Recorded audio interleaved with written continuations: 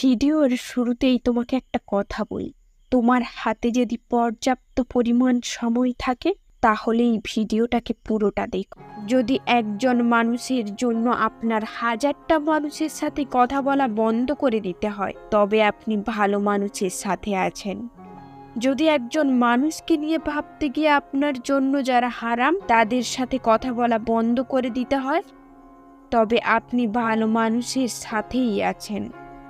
যদি একজনের আবদার রাখতে আপনার প্রোফাইল থেকে একটা একটা করে সমস্ত ছবি সরিয়ে ফেলতে হয়, তবে আপনি ভালো মানুষের সাথে আছেন। যদি একজন মানুষের নিষেধাজ্ঞা মানতে মাঝরাতের প্রিয় বন্ধু বান্ধবের ফোনটা ইগনোর করতে হয়, তবে আপনি ভালো মানুষের সাথে আছেন।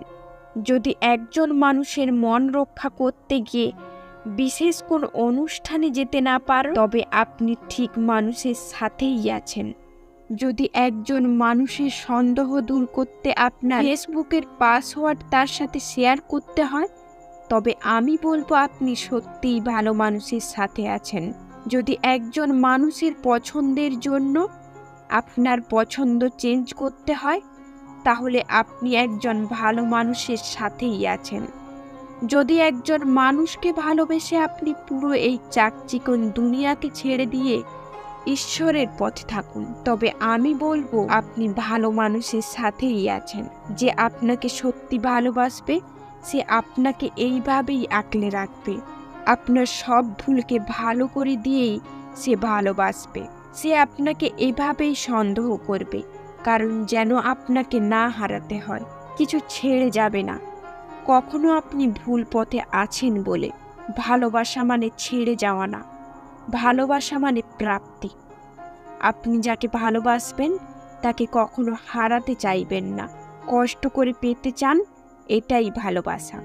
তবে আমি নিশ্চিত যে আপনি সঠিক মানুষের সাথে আছেন।